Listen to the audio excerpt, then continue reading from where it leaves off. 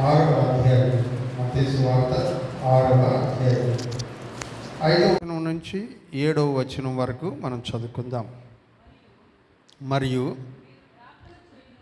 మీరు ప్రార్థన చేయనప్పుడు వేషధారుల వలె ఉండవద్దు, మనుష్యులకు కనబడవలెనని సమాజ మందిరములలోనూ వీధుల మూలలలోనూ నిలిచి ప్రార్థన చేయుట వారికి ఇష్టము. వారు తమ ఫలము పొంది ఉన్నారని నిశ్చయముగా మీతో చెప్పుచున్నాను.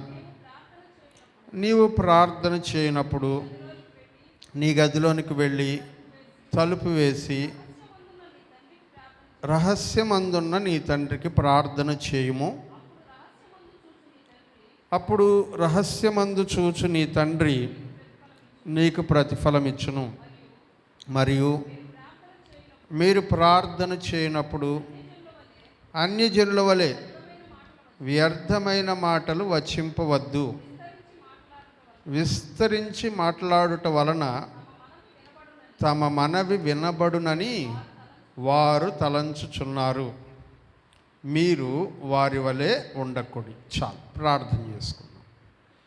కృపగల ప్రభువా, పరిశుద్ధుడా, జీవాధిపతి, మీకు వందనాలు.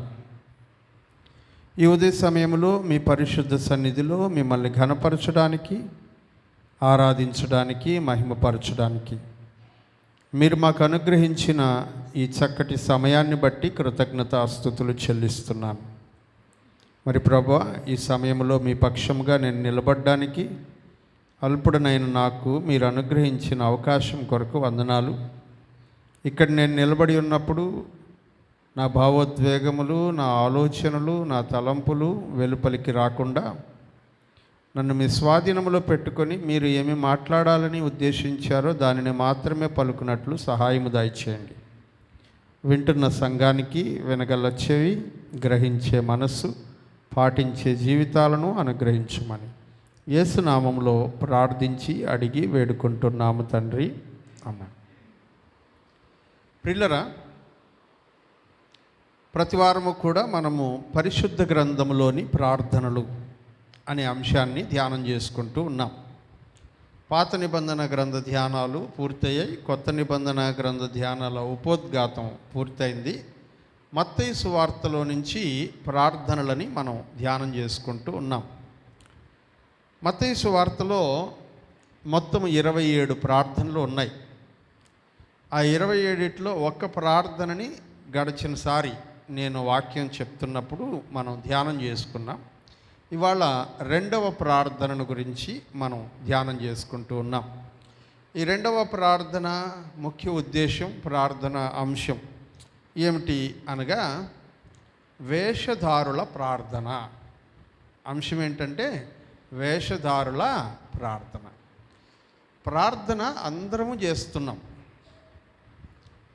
కానీ ప్రార్థన ప్రభు దగ్గరికి చేరుతుందా లేదా అనేదే ముఖ్యమైనది. మన ప్రార్థనలు చాలాసార్లు ఎలా కనబడుతున్నాయంటే దేవునికి వినబడాలని ప్రార్థన చేయట్ల, మనుష్యులకు వినబడాలని ప్రార్థన చేస్తున్నారు. సంఘంలో ప్రార్థన చేసేటప్పుడు మనుష్యులకు వినబడాలని, తమ అభిప్రాయం ఏమిటో మనుష్యులకు తెలియజేయాలని ప్రార్థనలో చెప్తూ ఉన్నారు. లేదా తమ ప్రార్థన తాము గొప్ప ప్రార్థనాపరులము అని అనిపించుకోవడానికి నా ప్రార్థన మనుషులు విని నువ్వు చాలా చక్కగా ప్రార్థన చేస్తున్నావమ్మా అని చెప్పాలని ఆశపడి ప్రార్థన చేస్తూ ఉన్నారు. మరికొంతమంది ప్రార్థనని దేవుని యొక్క సహాయం కొరకు ఎదురు చూస్తూ ప్రార్థన చేస్తూ ఉన్నారు. మనం గుర్తుంచుకోవాల్సిన విషయం ఏంటంటే ప్రార్థన ఎవరు వినడానికి? దేవుడు వినడానికి. హల్లెలూయా. నేను అప్పుడప్పుడు మా పాస్టర్స్ మధ్యలో మాట్లాడుకునేటప్పుడు చెప్తూ ఉంటాను. మనం ఎంత మంచి పదాలు ఉపయోగించి, గొప్ప గొప్ప పదాలు ఉపయోగించి ప్రార్థన చేసామనేది దేవుడు లక్ష్య పెట్టడు. అసలు ఆలోచించడు దాని గురించి. ఒకవేళ మనం ఉపయోగించే పదాలే దేవునికి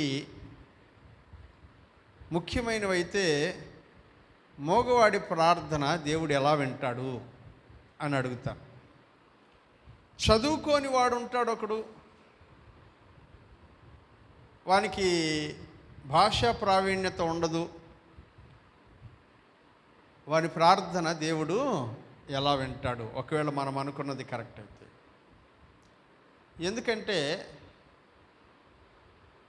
మన పెదాల భాష కాదు దేవునికి అవసరమైంది, మన మనస్సులోని భావము దేవునికి అవసరం ప్రార్థనలో. ఎందుకంటే పోయినసారి వాక్యంలో ఆదివారం మనం విన్నట్లు దేవుడు నరుని పై వేషమును చూసేవాడు కాదు, హృదయాన్ని చూసేవాడు. నీ ప్రార్థన దేవుడు వినాలి అంటే ముందు నీ హృదయం దేవుని వైపు తిప్పబడి ఉండాలి. ఎందుకు మనం ప్రార్థన చేస్తున్నాం? మన చుట్టూ సరౌండింగ్స్లో ఎవరు ఉన్నారు అనే దానిని బట్టి మన ప్రార్థన ఉంటుందా? లేకుంటే మన ప్రార్థన ఎవరు వింటున్నారో ఆయనను బట్టి మన ప్రార్థన ఉంటుందా? మన చుట్టూ ఉన్నటువంటి మనుషుల యొక్క తలంపులు, ఆలోచనలను గ్రహిస్తూ మన అభిప్రాయాన్ని వ్యక్తం చేయడానికి ప్రార్థన చేస్తూ ఉన్నామా? లేకుంటే నా మనస్సులో ఉన్నది నేను దేవునికి చెప్పాలి అనుకొని ప్రార్థన చేస్తున్నామా? హన్నా ప్రార్థన దేవుడు విన్నాడు. కారణం ఏంటంటే ఆమె అనింది, నా హృదయమును నేను కుమ్మరించుకుంటున్నాను అన్నది. చదువుతారా ఆ మాటని? మొదటి సమూయేలు గ్రంథంలో ఉంటుంది. మొదటి సమూయేలు గ్రంథం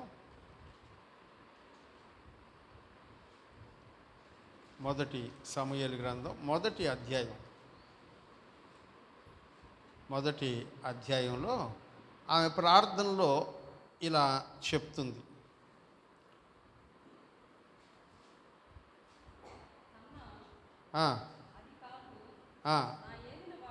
15వ వచనం, అది కాదు నా ఏలినవాడా, నేను మనోదుఃఖము గలదాననై ఉన్నాను, నేను ద్రాక్షారసమునైనను మద్యమునైనను పానము చేయలేదు, కానీ నా ఆత్మను యెహోవా సన్నిధిని కుమ్మరించుకొనుటూ ఉన్నాను.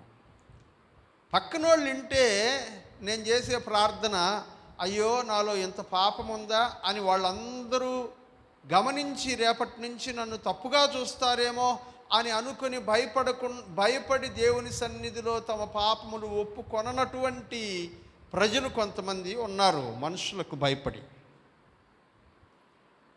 అయ్యో నేను ప్రార్థన చేసేటప్పుడు నా పాపములో, నా బలహీనతనో ఏదైనా దేవుని సన్నిధిలో ఒప్పుకుంటే దాని గురించి అందరూ రేపటి నుంచి మాట్లాడుకుంటారేమో అన్న ఉద్దేశంతో దేవుని సన్నిధిలో యథార్థంగా ప్రార్థన చేయలేనటువంటి వాళ్ళు చాలామంది ఉన్నారు.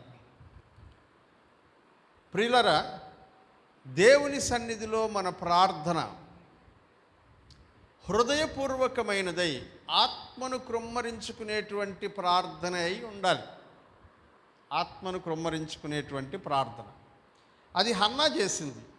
తన ఆత్మను క్రొమ్మరించుకుంటున్నాను అని చెప్పింది. ఆత్మను క్రొమ్మరించుకునేటప్పుడు ఆమె భాష ఏంటి అంటే, పెదాలు కదులుతున్నాయంట, పదాలు బయటికి రావట్లేదు. పెదాలు కదులుతున్నాయి కానీ పదాలు బయటికి రానటువంటి ప్రార్థన దేవుడు విన్నాడు. దేవునికి స్తోత్రం, హల్లెలూయా. మనం చాలా చాలా ప్రాముఖ్యంగా గమనించవలసినటువంటి అంశం ఇది. మంచిగా ప్రార్థన చేయండి. దేవునికి స్తోత్రం. మంచిగా ప్రార్థన చేసేటువంటి ప్రార్థన అవకాశాన్ని దేవుడు మనకి ఇస్తూ ఉన్నాడు. సంఘంలో బిడ్డలు ప్రార్థన చేస్తున్నారు. కానీ దానికంటే అధికంగా మన ప్రార్థన ఎవరిని ఉద్దేశించి చేస్తున్నాం, ఎవరు వినాలని చేస్తున్నాం. ఎందుకు ఈ మాటను చెప్తున్నానంటే, మన ప్రార్థన దేవునిని ఉద్దేశించినదైతే, దేవుడు వినాలని చేస్తున్న ప్రార్థన అయితే, ఆ ప్రార్థనలో ఎటువంటి కల్తీ ఉండదు, ఎటువంటి పాలిష్ ఉండదు. హృదయంలో దుఃఖం ఉంది, దుఃఖాన్ని కుమ్మరిస్తున్నాం. కొంతమందికి ప్రార్థనలో ఏడవాలంటే ఏమి జరిగిపోయిందో నాయన వాళ్ళ ఇంట్లో అని నలుగురు అనుకుంటారని కన్నీళ్లు విడవనటువంటి వాళ్ళు కొంతమంది ఉన్నారు దేవుని సన్నిధిలో. కానీ దేవుడు అంటాడు, నీ కన్నీళ్ళని ఆయన బుడ్డిలో దాచిపెట్టుకుంటున్నాడని వాక్యంలో చెప్తాడు. ప్రియులరా, ప్రస్తుతం మనం ఉన్నటువంటి సమాజంలో వేషధారణ ప్రార్థనలు ఎక్కువగా కనబడుతూ ఉన్నాయి. చాలామందికి వేషధారణ అని నేను చెప్తే మనసులో ఒకటి ఉంచుకొని బయటకు ఒకటి మాట్లాడడం వేషధారణ అనేటువంటి తలంపుతో మీరు ఉండొచ్చేమో, కానీ నేను మాట్లాడుతున్నది అలాంటి వేషధారణ గురించి కాదు. మన ప్రార్థన దేవుని సన్నిధిలో ఫ్రీగా హృదయములో ఉన్నది ఉన్నట్లుగా మాట్లాడలేకపోయేటువంటి పరిస్థితిలో మనం ఉంటే మన ప్రార్థన వేషధార ప్రార్థన. ఇందాక నేను అన్నాను కదా, కొంతమంది నలుగురు ఉన్నప్పుడు ప్రార్థన చేసేటప్పుడు ఇది నా పాపము అని దేవుని సన్నిధిలో ఒప్పుకుంటే, ఈ పాపాన్ని గురించి రేపటి నుంచి అనేకులు మాట్లాడుకుంటారేమో అన్నటువంటి భయముతో తన పాపమును ఒప్పుకొనలేనటువంటి స్థితిలో అనేక మంది ఉన్నారే, వాళ్ళు మనసులో ఒప్పుకోవాలని ఉన్నా బయట నలుగురు చూసి ఏమనుకుంటారో అన్నటువంటి భయం చేత ఒప్పుకొనకుండా దానికి ఏదో కొంచెం పాలిష్ చేసి ప్రార్థన చేసి వెళ్ళిపోతుంటారే, అది వేషధారుల ప్రార్థన. నీకు ఇక్కడ ఒప్పుకోవడానికి ఇబ్బందిగా ఉందా? నలుగురు దేవుని సన్నిధిలో నీ ప్రార్థన వింటారు, అందులో ఏదైనా బలహీనత ఉంటే ఇబ్బంది పడతారు అన్నటువంటి ఆలోచన నీకుందా? అప్పుడు నువ్వు ఎక్కడంట ప్రార్థన చేయాల్సింది? వ్యక్తిగతంగా ఒంటరిగా ఉన్నప్పుడు ప్రార్థన చేయాలి. హల్లెలూయా. అదే ఇప్పుడు మనం చదువుతున్నటువంటి వాక్యంలో 5వ వచనంలో అంటాడు, మరియు మీరు ప్రార్థన చేయనప్పుడు వేషధారులై ఉండొద్దు. కనీసం పర్సనల్గా చేసుకునేటప్పుడు కూడా కొంతమంది, ఎవరు లేరు మన చుట్టుప్రక్కల, మనం ఒక్కరమే ఉన్నాం, దేవుని సన్నిధిలో నేను ఒక్కడనే ఉన్నాను, ఒంటరిగా ఉన్నాను, అప్పుడు మన హృదయం ఎలా ఉండాలంటే, ప్రభువా నా హృదయం అంతా నీకు కనబడుతుంది, నీకు మరుగైనది ఏది లేదు, నేను దాచిపెట్టగలిగింది ఏది లేదు, ఇదిగో ఇదంతా నీకు కనబడుతుంది, నా పాపం ఇలా ఉంది ప్రభువా, దీని నుంచి బయటికి రావడానికి నేను ప్రయత్నం చేస్తున్నాను, కానీ నా వల్ల కావట్లేదు, నాకు సహాయం చెయ్యి. ఎప్పుడన్నా చేసావా అట్లాంటి ప్రార్థన? ప్రభువా ఇతరుల మీద నాకున్నటువంటి ద్వేషం అది చాలా విపరీతంగా ఉంది ప్రభువా, దాని నుంచి బయటికి రావడం నా వల్ల కావట్లేదు, నాకు సహాయం చేయి ప్రభువా అని ఎప్పుడన్నా ప్రార్థన చేసావా? ఉంది, నీకు తెలుసు, నువ్వు దేవుని సన్నిధికి వెళ్ళి కూర్చుంటున్నప్పుడు నీ హృదయంలో ఉండేటువంటి ప్రతి పాపము నీ ఎదుట కనబడుతూ ఉంటుంది, అందులో ఎట్లాంటి సందేహం లేదు. కానీ కనబడుతున్నటువంటి ఆ పాపము విషయంలో దేవుని సన్నిధిలో హృదయపూర్వకముగా ఒప్పుకొని విడిచిపెట్టేటువంటి అనుభవము నీకు లేకపోతే నువ్వు చేసేటువంటి ప్రార్థన వేషధారణ, నీ ప్రార్థన వేషధారణ. అలాంటి ప్రార్థన నువ్వు చేస్తున్నావు, అందుకనే నేను అంటున్నాడు, మీరు ప్రార్థన చేసేటప్పుడు వేషధారులాగా ఉండబాకండి. రెండోది, మనుషులకి కనబడాలని ప్రార్థన చేయబాకండి. ఎవరికి కనబడాలని? మనుషులకు కనబడాలి. ఫలానా ఆమె భలే ప్రార్థన చేస్తుంది, ఫలానా ఆయన భలే ప్రార్థన చేస్తాడు, అందుకు కాదు, మనుషులకి కనబడే ప్రార్థన కాదు. అవును, ఇలా బహిరంగంగా దేవుని సంఘంలో కూర్చున్నప్పుడు మనం ప్రార్థన చేయాలి. ఇప్పుడు మనం అందరం ప్రార్థన చేస్తాం, ఒకరి ప్రక్కన ఒకరు కూర్చొని ప్రార్థన చేస్తాం. మన ప్రార్థన ప్రక్కన వాళ్ళు వింటారు, వాళ్ళు కూడా ఆమెన్ అంటారు. ఆ ప్రార్థన వాళ్ళు వింటేనే వాళ్ళు ఆమెన్ అనగలరు కాబట్టి పెద్దగా చేయమంటారు, మైక్లో చేయమని చెప్తాను నేను, ఎందుకంటే మీ ప్రార్థన అందరికీ వినబడితే వాళ్ళు కూడా ఆమెన్ అని చెప్పడానికి వీలుంటుందని. అలా అని నువ్వు చేసే ప్రార్థన, నీ పక్కన ఉన్నటువంటి ఒక ఆమె కొరకు ప్రార్థన చేస్తున్నావు అనుకో, నీ ప్రార్థన చాలా ఓపెన్గా, చాలా యథార్థంగా దేవుని ఎదుట కనబడాలి. ఎందుకంటే మన పక్కనుండే ఆమె ఆ అక్క నా కోసం భలే భారంగా ప్రార్థన చేసింది అని అనుకోవడానికి కాదు. నీ భారమైన ప్రార్థన ఎవరికి కనబడాలంట? దేవునికి కనబడాలి. మనుషులకు కనబడాలని నువ్వు చేసేటువంటి ప్రార్థన అంతా వేషధారణ, అది దేవుని దగ్గరికి చేరదు అనే విషయం గుర్తుపెట్టుకో. నీ బిడ్డలతో కలిసి ప్రార్థన చేస్తున్నా, నీ భర్తతో కలిసి ప్రార్థన చేస్తున్నా, నీ భార్యతో కలిసి ప్రార్థన చేస్తున్నా, మీ హృదయాన్ని తెరిచి ప్రార్థన చేయలేకపోతే ఆ ప్రార్థన వేషధారణతో కూడిన ప్రార్థన. అందుకని మనుషులకు కనబడవలనని సమాజ మందిరములలోనూ వీధులలోనూ మూలల్లోనూ నిలిచి ప్రార్థన చేయడం కొంతమందికి ఇష్టం. కానీ వాళ్ళ ఇంట్లో ప్రార్థనే చేయరు. అసలు ఇంట్లో ప్రార్థన చేయరు. ఒక దైవజనుడు ఇలా అన్నాడు, చర్చిలోకి వచ్చి ప్రార్థన చేయమని ఎవరికైనా అవకాశం ఇచ్చినప్పుడు వాళ్ళకు 10 నిమిషాలు ఏకధాటిగా ప్రార్థన చేస్తూ ఉండారంటే దాని అర్థం ఏంటో తెలుసా? వాళ్ళు ఎప్పుడూ ఇంట్లో ప్రార్థన చేయలేదు, మొదటిసారి ఎడకి వచ్చి ప్రార్థన చేస్తున్నారు. కాబట్టి వాళ్ళు దేవుని సన్నిధిలో ఎక్కువగా ప్రార్థన చేస్తున్నామని కనబడాలని ప్రార్థన చేస్తున్నారు. ఇది ఒక దైవజనుని యొక్క అభిప్రాయం. నిజమే అయి ఉండొచ్చు ప్రియులారా. కానీ మరికొంతమంది యథార్థ హృదయంతో ప్రార్థన చేసేటువంటి వారు కూడా ఉండొచ్చు. ఇప్పుడు ఆయన చెప్తున్నాడు, నువ్వు ప్రార్థన చేసేటప్పుడు ఒంటరిగా ఉండి ప్రార్థన చెయ్యి అంటాడు. నీ గదిలోనికి వెళ్ళి తలుపులు మూసేసుకొని ఎవరితో సంబంధం లేకుండా ఒక్కదానివే కూర్చొని ప్రార్థన చేసుకో. ఆ ప్రార్థనకి ఏ డిస్టర్బెన్స్ ఉండదు. ఆ ప్రార్థనకి వాళ్ళు వింటుండారా వీళ్ళు వింటుండారా అనేటువంటి భయమో ఉండదు. నా మనసులో ఉన్నటువంటి విషయాలు అందరికీ తెలిసిపోతాయేమో అన్నటువంటి భయమో ఉండదు. దేవుని ఎదుట నీ హృదయాన్ని క్రొమ్మరించుకునేటువంటి, నీ ఆత్మను క్రొమ్మరించుకునేటువంటి అనుభవం కలిగిన ప్రార్థన దేవునికి ఇష్టమైన ప్రార్థన. ఉందా అట్లాంటి ప్రార్థన నీ జీవితంలో? ఒంటరిగా కూర్చొని ఎవరితో సంబంధం లేకుండా, ఆఖరికి నీ భర్త, నీ బిడ్డలు, నీ ఇంట్లో వాళ్ళతో సంబంధం లేకుండా 1 గంట సేపు దేవుని సన్నిధిలో గడపగలుగుతున్నావా? ఎవరు ఏమనుకున్నా పర్లేదు, నేను దేవుని సన్నిధిలో ఉంటాను అని అనుకుని ఆ సమయాన్ని దేవునికి కేటాయించే అనుభవం నీ దగ్గర ఉందా? హన్నాలాగా ఎప్పుడైనా కళ్ళల్లో నుంచి నీళ్ళు వచ్చాయా? హన్నాలాగా ఎప్పుడైనా పెదాలు పలకనటువంటి భావం నీ మనసులో నుంచి బయటకు వచ్చిందా? అలాంటి ప్రార్థన ఎప్పుడన్నా చేసావా? ఒకవేళ చేయకపోతే దేవుడు చెప్తున్నాడు, నాకు అట్లాంటి ప్రార్థనే ఇష్టం అంటాడు. నాకు అట్లాంటి ప్రార్థనే ఇష్టం. మరి నీ ప్రార్థన ఎలా ఉందో ఒకసారి ఆలోచన చేయమని ప్రభు నామాన్ని బట్టి మనవి చేస్తూ ఉన్నాను. ఇక్కడ అంటున్నాడు, నీ ప్రార్థన చేసేటప్పుడు గదిలోనికి వెళ్ళి తలుపులు వేసి రహస్యమందున్న నీ తండ్రికి ప్రార్థించు. అక్కడ ఎవరుంటారంట? గదిలోకి వెళ్ళి తలుపులు మూసేసుకుంటే ఎవరుంటారంట? నువ్వు దేవుడు, నువ్వు దేవుడు, ఇంకెవరు ఉండరు. నువ్వు ఉంటావు, నీతో పాటు నీ ప్రార్థన వినడానికి దేవుడు ఉంటాడు ఎదురుగా. ఒక దైవజనుడు ఇలా చేసేవాడంట. నాకు కూడా అనిపిస్తుంది అప్పుడప్పుడు అట్లా చేస్తేనే బాగుంటుందేమో అని. ఆ దైవజనుడు అంట గదిలోకి వెళ్ళి కూర్చొని ఇట్లా కుర్జీ వేస్తాడంట.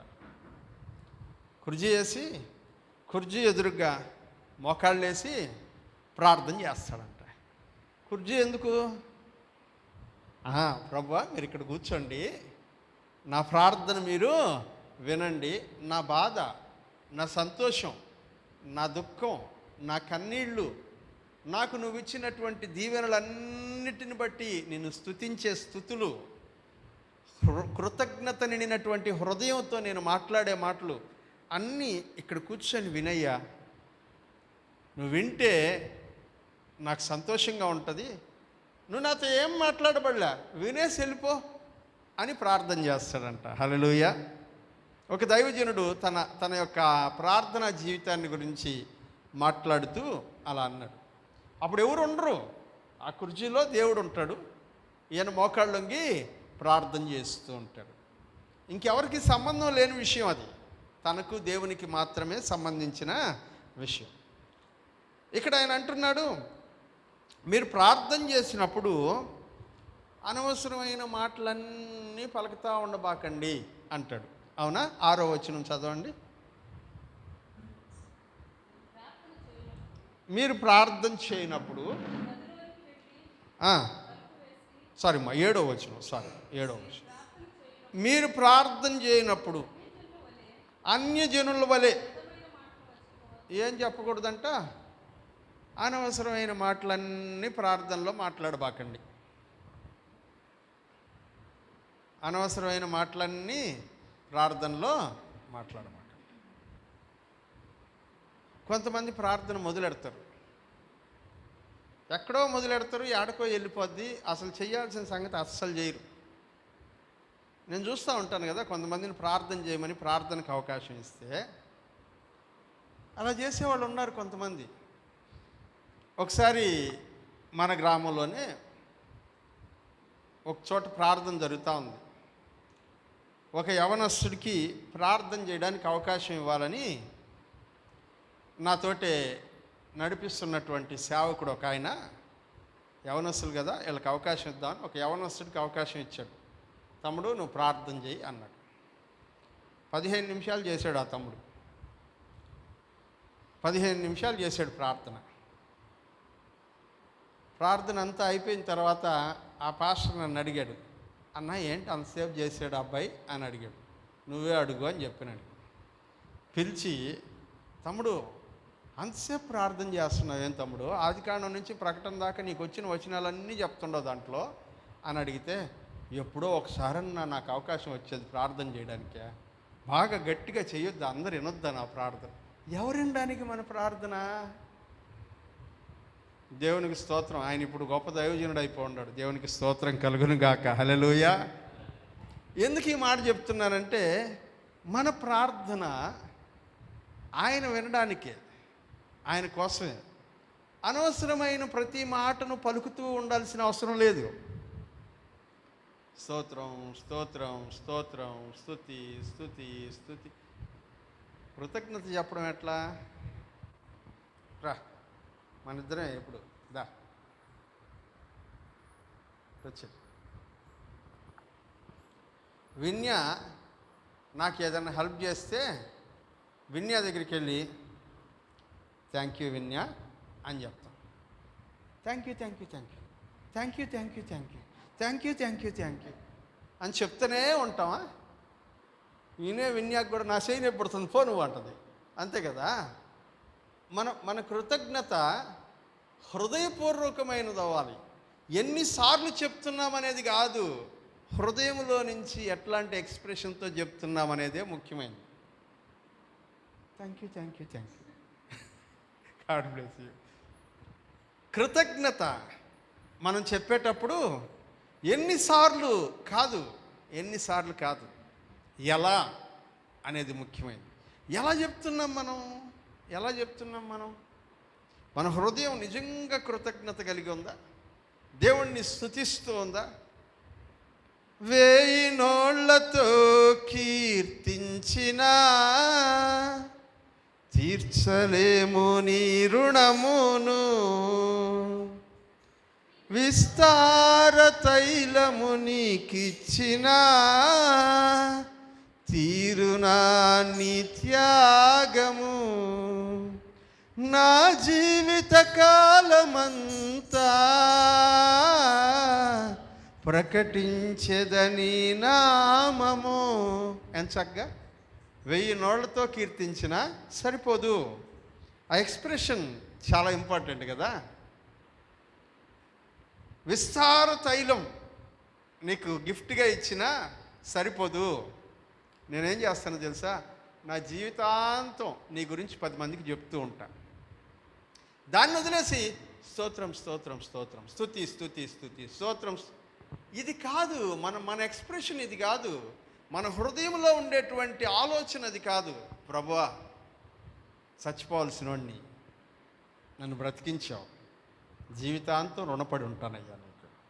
ప్రతిరోజు గుర్తుపెట్టుకుంటా ఈ విషయాన్ని. నేను చెప్తున్నావు, మనం ఎందుకు స్తోత్రం చెప్తున్నావు నువ్వు, ఎందుకు స్తుతి చెప్తున్నావు నువ్వు, దాని వెనకాల ఉన్న ఉద్దేశం ఏంటి? అది చెప్పట్లా నువ్వు. ఇప్పుడు ఆయన అంటున్నాడు, వ్యర్థమైనటువంటి మాటలు పలకకుండా విస్తారమైన మాటలు మాట్లాడడం వలన తమ ప్రార్థన వినబడుతుందని వాళ్ళు అనుకుంటున్నారు. అలా ప్రార్థన చేసేవాళ్ళంట ఎలా పెద్ద పెద్ద మాటలతో ఎక్కువసేపు ఎక్కువ విషయాలు మాట్లాడితే ఆ ప్రార్థనకి దేవుడు వింటాడనేటువంటి ఆలోచన. ప్రియమైన వారలారా, వాస్తవంగా చెప్తున్నాను, మనం ప్రార్థన చేయడానికి నాలాంటి దైవజనులందరికీ నేను చెప్పేది, సమయం సరిపోదు. ఎందుకంటే మీ ఒక్కొక్కరిని జ్ఞాపకం చేసుకొని ప్రార్థన చేయడానికి చాలా టైం పడుతుంది. ఊరికే పేరు గుర్తుపెట్టుకుని వెళ్ళిపోవడం కాదు. నారాజుని కోసం ప్రార్థన చేస్తున్నాను, శ్రావంతి కోసం ప్రార్థన చేస్తున్నాను, అట్లా పేరు చెప్పుకుంటూ వెళ్ళిపోవడం కాదు. నీ కుటుంబం నా కళ్ళ ముందు కనబడాలా, నీ కుటుంబంలో ఉండేటువంటి ప్రతి వ్యక్తి నా కళ్ళ ముందు కనబడాలా, నీ కుటుంబంలో ఉన్నటువంటి నువ్వు చెప్పిన పరిస్థితులు, ఇదిగో పలానా విషయం కొరకు నా కొరకు ప్రార్థన చేయండి అన్నప్పుడు ఆ విషయం నీ జ్ఞాపకానికి రావాలా.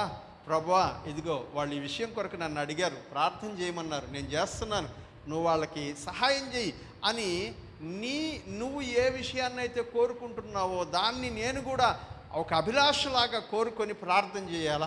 అలా చేసేటువంటి ప్రార్థన దేవునికి యుక్తమైనది. కానీ విషయం లేనటువంటి పదాలను పలకడం వలన ప్రయోజనం లేదు కదా ప్రార్థనలో. అందుకనే అనవసరమైన మాటలన్నీ ఉపయోగించి ప్రార్థన చేయబాకండి. ఎక్కువగా మాట్లాడి గొప్ప గొప్ప పదాలు వాడి ప్రార్థన చేస్తే ఆ ప్రార్థన దేవుడు వింటాడని వాళ్ళు అనుకుంటూ ఉన్నారు. మీరు వాళ్ళలాగా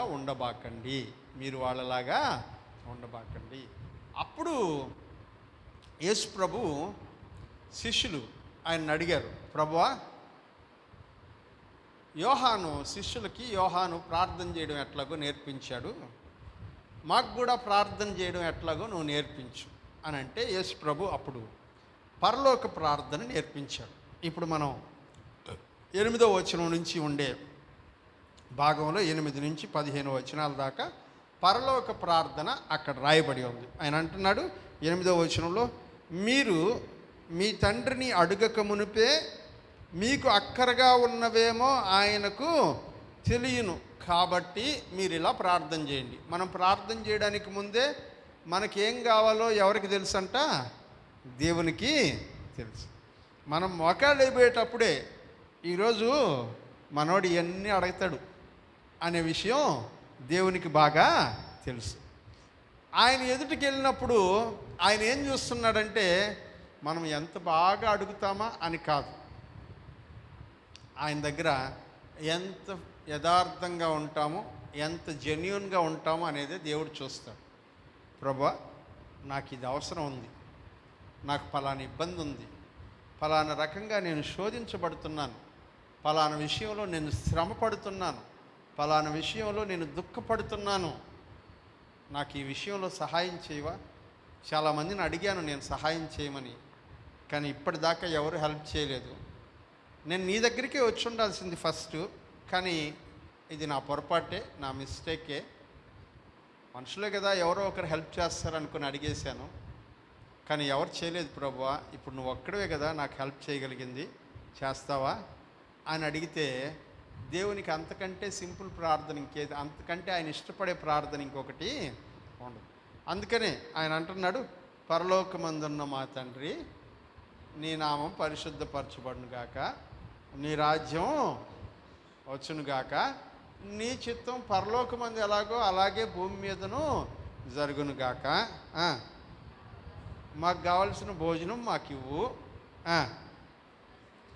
మేము ఇతరులను క్షమిస్తున్నాం కదా, మేము వాళ్ళని క్షమిస్తే మమ్మల్ని కూడా క్షమించు,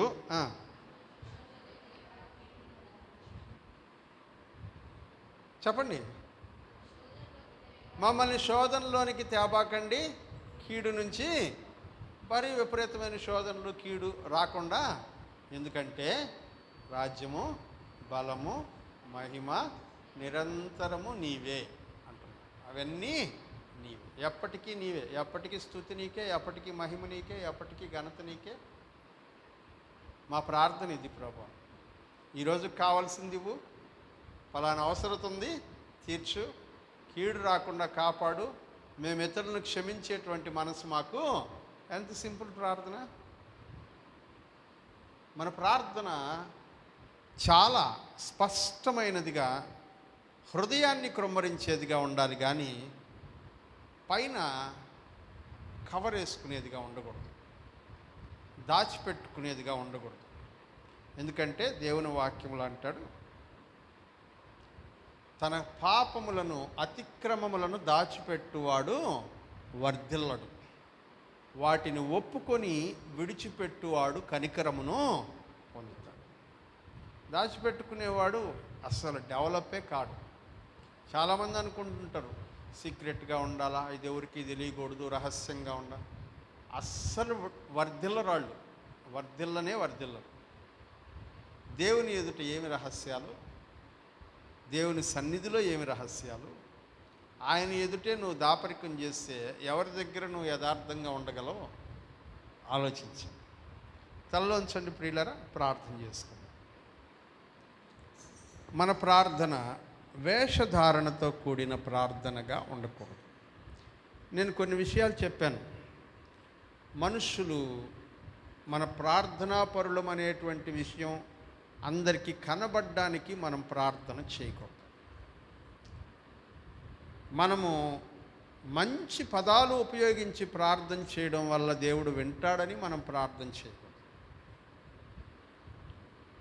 మన ప్రార్థన నీతియుక్తమైనదిగా ఉండాలి, ఆత్మని కృమ్మరించేదిగా ఉండాలి. ఎట్లుండాలంటే, నీకు బాధ కలిగినప్పుడు, కళ్ళల్లో నీళ్ళు వస్తున్నప్పుడు, దుఃఖంతో నిండిపోయి ఉండేటప్పుడు నీ ఆత్మీయులు ఎవరైనా వస్తే గట్టిగా వాళ్ళని పట్టుకొని ఏడ్చి ప్రార్థన చేస్తావే, ఆ ప్రార్థన కావాలి దేవునికి.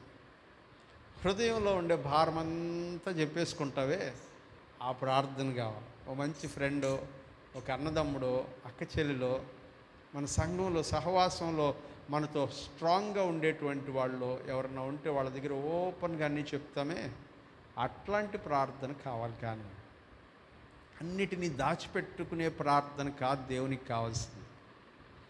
హృదయపూర్వకంగా ఆత్మను కృమ్మరించుకునేటువంటి ప్రార్థన. వేషధారణ వద్దు, వాళ్ళు వినాలని వద్దు, నీ అభిప్రాయాన్ని 10 మందికి చెప్పడానికి కాదు ప్రార్థన. నీ ప్రార్థన ఆయన వింటున్నాడు అని జ్ఞాపకం చేసుకొని ప్రార్థన.